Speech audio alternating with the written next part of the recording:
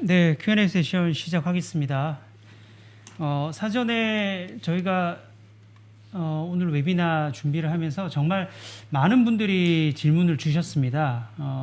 거의 뭐 수백 개 가량의 질문이 와서 이것들을 다 어떻게 처리해야 되냐 굉장히 고민이 많았었는데 저희가 뭐 나름 짧은 시간에 이거를 좀 처리를 해야 되다 보니까 몇 개 부득이 몇 개의 질문을 좀 선정을 해서 일단 오늘 웨비나에서는 그 내용만 좀 간략하게 설명하는 방식으로 진행을 할까 합니다. 양해를 부탁드립니다. 첫 번째 질의입니다. 중대재해처벌법 일반에 관해서 첫 번째 질문입니다. 대표이사의 중대재해 방지 의지 표명은 어떤 형태로 해야 됩니까? 홈페이지에 게시를 하는 것인지 구체적 방법이 궁금합니다. 이런 질문을 주셨습니다.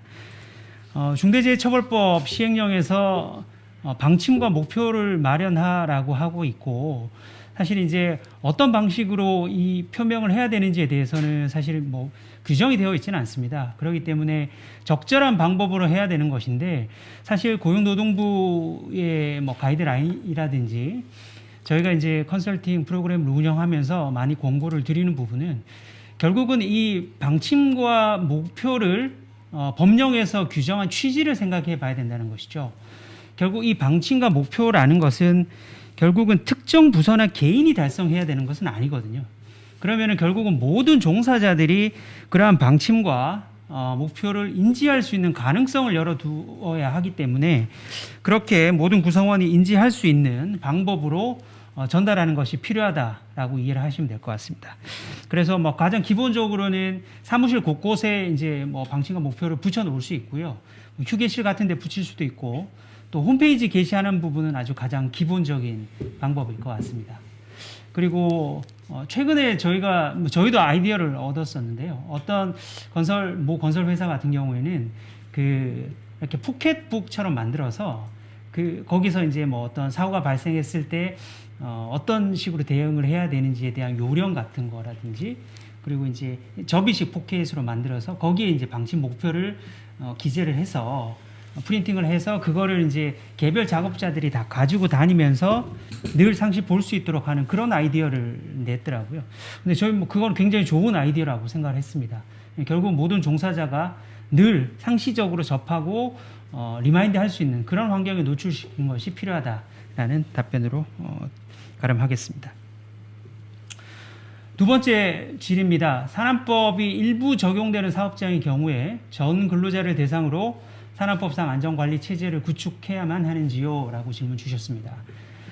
우리 산안법에서는 사실 뭐 적용이 제외되는 조항들이 있지 않습니까? 그래서 뭐 그 부분에 대해서는 산안법이 적용이 안 될 텐데, 이 중대재해처벌법 관점에서는 사실은 산안법에서 적용이 제외된다고 하더라도 전사적인 안전보건관리 시스템을 만들고 체계를 구축하는 것이 필요하기 때문에 이 일부 적용되는 사업장의 경우를 고려하지 않고 기본적으로는 전사에 필요한 안전보건관리 시스템을 만든다라고 생각을 하셔야 되고요.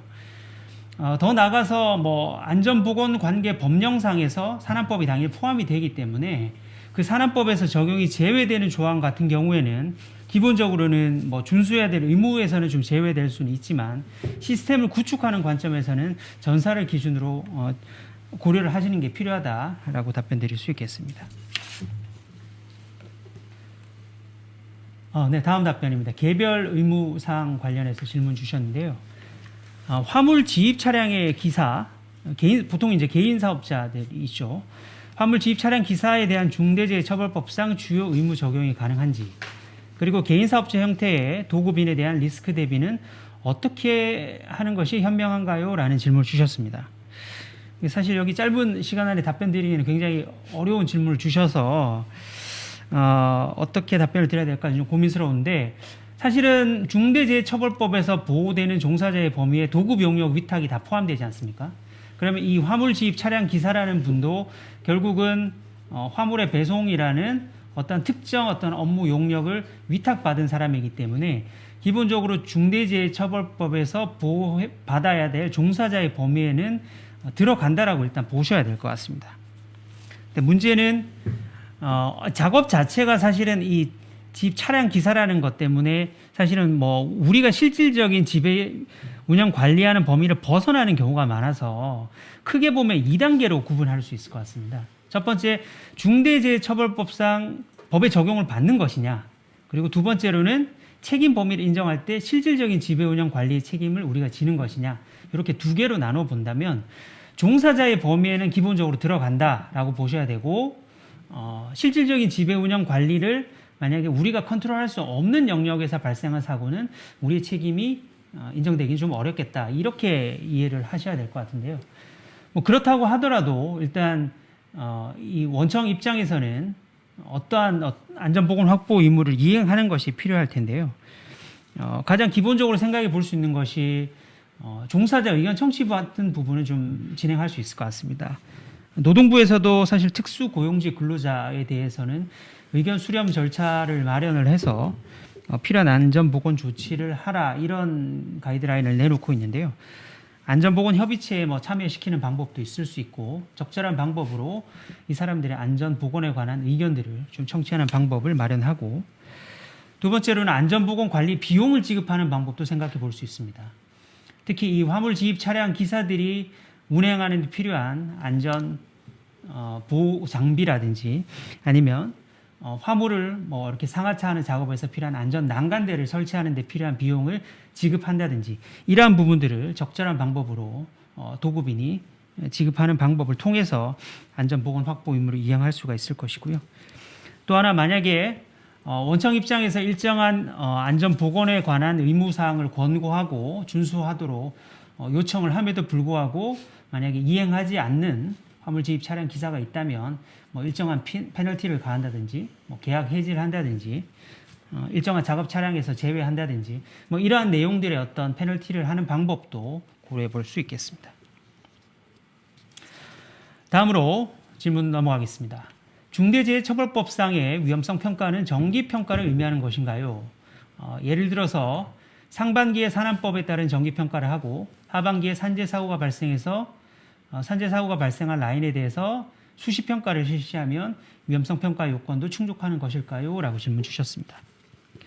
아마도 이 질문은 결국은 중대재해처벌법 시행령 4조 3호에 나와 있는 그 단서 조항에 산안법상의 위험성 평가를 거치면 위의 위험 요인을 확인 점검하는 것으로 간주한다라는 의미를 아마 물어보신 것 같은데요. 우리 산안법에 관련된 산안법에서 이제 위험성 평가 규정이 있고 위험성 평가 관련된 지침이 있죠. 그 지침에 보면 이제 정기 평가를 보통 1년에 한 번 하게 되고 또 특별한 사유가 있으면 수시 평가를 하게 되는데, 기본적으로 위험성 평가 관리 지침에 따라서 위험성 평가를 하고 그 부분을 경영책임자한테 보고를 하게 되면 이 중지법에서 따른 단서에 점검한 것으로 간주한다에 포함될 수 있을 것으로 봅니다. 다만 정기 평가를 기본적으로 하고 만약에 수시 평가를 해야 될 사유가 발생했는데 수시 평가를 하지 않고 정기 평가만 했을 경우에는 점검한 것으로 간주되지는 않습니다. 그 부분은 고용노동부에서도 명확하게 입장을 밝히고 있기 때문에 그 사업의 특성과 현황을 봐서 실제 정기 평가를 하는 정도만 해도 되는 것인지 아니면 수시 평가를 할 사유가 발생할 것인지 한 것인지 그 부분을 명확하게 판단을 해서 두 개를 다 거쳐야지 점검한 것으로 간주될 수 있을 것으로 보입니다. 다음 질의로 넘어가겠습니다.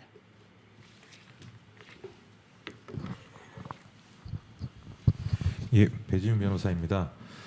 형사 책임 관련된 영역 관련해서 질문들을 많이 주셨습니다. 그 중에서도 역시 3개 정도를 선정을 했고 이에 대한 답변을 드리도록 하겠습니다. 첫 번째, 안전사고 예방을 위해서 지속적인 노력에도 사망 또는 중대사고가 났을 경우에 산업안전보건법이나 중대재해처벌법 준수를 양호하게 해온 기업이라면 중대재해처벌법에 따른 처벌이 거의 없을 것이라고 판단해도 되는지요라는 질문을 주셨는데요. 이 질문이 굉장히 공통적인 질문이고 많은 질문이었습니다. 어떻게 보면 가장 궁금해하실 수 있는 내용이기도 한데요. 아까 발표에서 설명드렸다시피 인과관계 관련해서 산안법상 안전보건 조치 의무 그리고 중처법상 안전보건 확보 의무를 모두 이행하고 관리하였다면 강학상으로는 형사처벌이 쉽지 않을 것으로는 보고 있습니다. 다만 그 전제 조건으로 법이 정한 요건에 따라서 안전보건 확보 의무를 성실히 이행하는 것이 굉장히 중요하다 할 것입니다. 자, 두 번째로 중대재해처벌법상 안전보건 확보 의무 이행 여부와 중대재해 사이의 인과관계는 어떻게 판단돼야 할 것인가요? 라는 질문인데요. 안전보건 확보 의무를 이행하였더라면 중대재해가 발생하지 않았을 것이라는 인과관계 판단 관련해서 고용노동부는 산안법 등에 규정한 안전보건 규칙 위반, 업무상 과실이 있는 경우에 중첩법상의 인과관계가 인정될 수도 있다라는 해석을 보이고 있는 것으로 보입니다. 자, 그러나 결국 중요한 것은 중첩법상 인과관계는 결국 안전보건 확보 의무를 충실히 이행하였는지 여부가 주요한 판단 요소가 될 것으로 보입니다.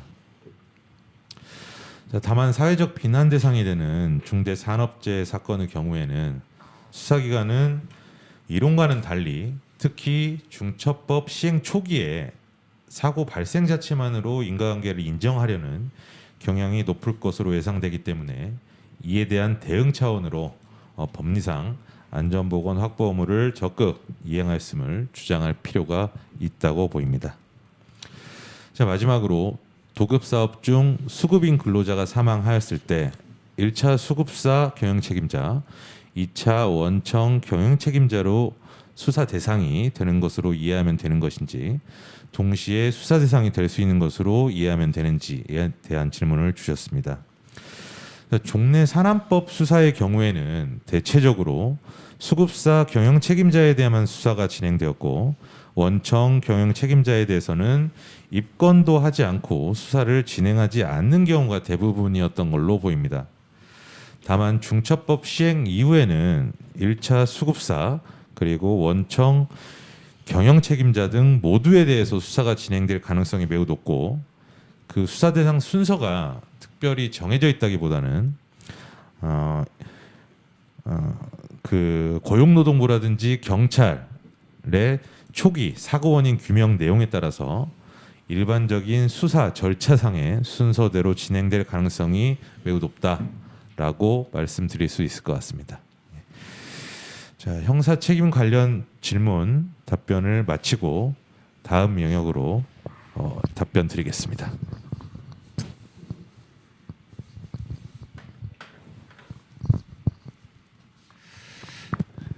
예, 세 가지 질문지를 제가 받았었는데요. 먼저 간단한 내용부터 한번 말씀드리겠습니다. 예, 기존 산안법만 있을 당시와 비교해서 중첩법 시행 후에 공단의 역할이 달라질 것으로 보이는지요? 그렇다면 어떤 차이점이 있는지요? 이런 질문을 하셨는데요. 어찌됐든 저는 이제 전년도 말로 사고조사상단직을 마쳤기 때문에요.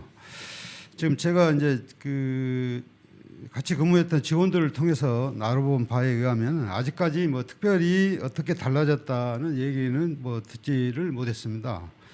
그리고 중첩법 관련해서도 지금 제가 이제 근무할 당시부터 고용노동부하고 어떻게 이제 역할 분담을 할 것이냐라는 부분에 대해서 얘기가 좀 많이 있었는데요. 아직도 특별하게 이렇게 확정된 것은 없다 이런 얘기를 들었습니다.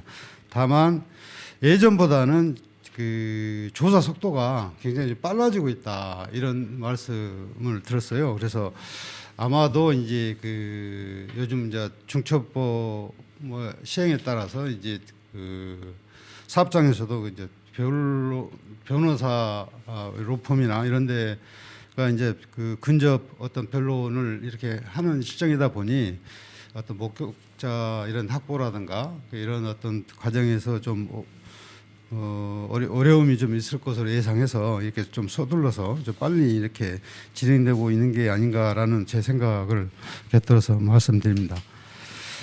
두 번째로 이제 법 시행 후에 중대 사고 발생 시 안전공단의 사고 원인 조사 과정에서 가장 주안점을 두고 보는 사항은 무엇인가요? 글쎄요, 뭐 제가 그 조사 그 단장직을 수행할 때도 마찬가지겠지만 어쨌든 사고의 어떤 사실 규명에 제일 저희들은 이제 주안점을 두고 하고 있습니다. 그래서 뭐 증거 수집이라든가 목격자 인터뷰 등을 통해서 사고가 어떻게 발생됐는가라는 걸 이해할 수준까지 저희들이 이제 먼저 조사하는 게 가장 주안점을 두고 있다라고 말씀드리고 싶고요. 그와 같이 사고를 조사를 통해서 사고 내용을 전체적으로 이해를 하게 되면 이 과정에서 직접 원인이라든가 산업법 위반 사항을 어느 정도 특정할 수 있을 것 같다라는 생각을 합니다. 마지막인데요. 이게 두 가지 질문이 돼 있습니다. 초기 사고 원인 조사 결과가 수사에 미치는 영향은 어느 정도인지, 다음에는 수사기관이 공단의 사고 원인 결과와 배치되는 결론을 내릴 수도 있는 건가요? 이런 질문이셨었는데요. 사고 원인에 대한 조사는 저희들은 이제 특히 이제 저희 공단 같은 경우는 수사기관, 즉 고용노동부하고 지속적으로 이렇게 소통하면서 진행하고 있기 때문에요. 수사 방향도 초기 사고 조사를 뒷받침하는 방향으로 타당성과 정확성을 확인하고 검증하는 단계로 진행하고 있다는 말씀을 좀 드릴 수 있겠습니다. 그 다음으로는 수사기관이 공단이 사고 원인 결과 배치되는 결론을 내릴 수 있는가요? 있습니다. 사실 그런 사실도 있고요. 그 대표적인 사례가 이제 2000 그 냉동창고 신축공사 현장의 화재 사고의 경우에 실제로 이제 그 발화 지점에 대한 조사 기간과 차이가 좀 있었습니다. 그래서 그 이런 발화 지점에 대한 어떤 의견이 다를 경우에 피해자를 특정하는 게 달라질 수 있는 부분들이 있어서 굉장히 좀 예민한 부분입니다. 그래서 그 이런 사고 원인이 조사 기간과 다를 경우에 예전 같으면 이제 검찰이나 수사기관이 중재를 통해서 조사기관 간에 이제 공동 시험을 이렇게 하도록 추진하거나 아니면 전문가 검토회의를 갖춰서 의견을 좁히는 이런 노력들을 함께 해왔었다라고 이렇게 말씀드리고 싶습니다. 이상입니다. 마지막으로 그 현장에서 질의 주신 거 하나만 좀 해결하고 마치도록 하겠습니다. 질문 주신 게 아까 제가 답변에서 위험성 평가 관련해서 질문 주셨는데 추가 질문이 있어가지고 요 부분만 마무리하겠습니다. 위험성 평가 제도를 도입을 하고 위험성 평가를 만약에 모두 실시를 했을 경우에 우리가 위험성 평가를 1년에 이제 보통은 정기 평가를 이제 한 번 수시 평가가 없다면 한 번 하게 되는데 우리가 중대재해처벌법상 그 점검의 주기는 반기 1회가 되어 있지 않습니까? 그렇다면 이제 중처법상은 반기로 되어 있는데 위험성 평가를 한 번 했을 때 이 부분을 점검한 것으로 간주할 수 있을 것인가 이 부분에 대해서 지금 추가 질의를 주셨는데요. 뭐 사실 이 부분은 명확하지는 않습니다만은 고용노동부의 그 해설서를 보면 사실 이제 어찌됐든 위험성 평가 지침에 따라서 정기 평가가 1년에 한 번 있으면 전체적으로 위험성 평가가 이루어진 것으로 보고 있고 그거에 따라서 중처법에서는 위험성 평가가 법에 따라서 이루어지면 점검한 것으로 간주한다라고 되어 있기 때문에 기본적으로는 반기 1회씩 연 2회 모두 실시한 것으로 간주한다. 이렇게 지금 되어 있기는 합니다. 근데 이 부분이 사실은 조금은 명확하지 않을 수 있기 때문에 저희가 이제 레커멘드 하는 부분은 반기별로 기본적으로 정기 평가라도 위험성 평가를 좀 하는 게 좋겠다.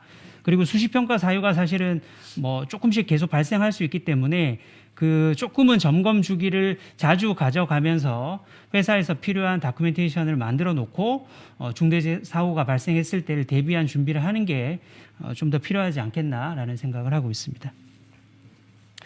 그럼 사실 예정된 시간보다 조금 지나서 많은 질문을 주셨는데 아쉽지만 Q&A 세션은 이 정도로 마무리를 하고 오늘 전체적인 일정을 마치도록 하겠습니다. 예, 저희 3명은 이 자리에서 인사를 드리도록 하겠습니다. 네, Q&A 감사드립니다. 아쉽게도 예정되어 있던 시간이 도과된 관계로 이제 오늘의 웨비나를 마무리해야 할 것 같습니다. 오늘 웨비나는 어떠셨나요? 조금이나마 도움이 되셨는지요? 지난 1월 27일이었죠. 드디어 중대재해처벌법이 시행되었고 시행된 지 이틀 만인 1월 29일 중대재해처벌법 수사대상 1호 사업장이 나왔습니다. 그리고 지난 8일에는 건설 현장 사망사고, 11일에 여수단지 폭발 사고 등 지금도 중대재해 몇 호 사건 등으로 불리는 중대재해가 계속 발생하고 있습니다. 중대재해처벌법이 시작된 지 채 한 달도 되지 않은 상황에서 벌써 여러 기업이 수사 대상이 되고 있다는 이야기는 이미 언론을 통해서 다 아실 것입니다.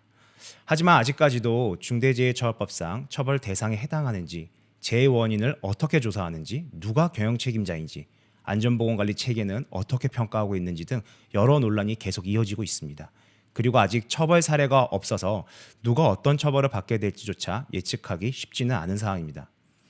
따라서 기업 담당자 분들도 어떤 준비를 어떻게 해야 하는지에 대한 많은 걱정이 있으실 것으로 예상됩니다. 그러나 또 한편으로는 최근 중대재해처벌법과 관련된 고용노동부 및 관련 기관들에서 일부 해설들이 나오고 있고 관련 사건 사례 등의 데이터도 조금씩 쌓여가고 있는 상황입니다. 그리고 현재 화우에서는 많은 전문 인력들이 계속 관련 데이터를 축적해가면서 대응 방안을 분석하고 준비하고 있는 중입니다. 그리고 이러한 준비의 연장선으로 이번 웨비나에서도 최근 주요 이슈 그리고 중대재해 조사 방향, 수사 진행 방향 등 가급적 실무적으로 도움될 수 있는 부분이 무엇인지를 많이 고민하면서 준비하였습니다. 이번 웨비나 과정이 참석하여 주신 모든 기업 담당자 분들께 조금이나마 도움이 될 수 있는 시간이었기를 소망합니다.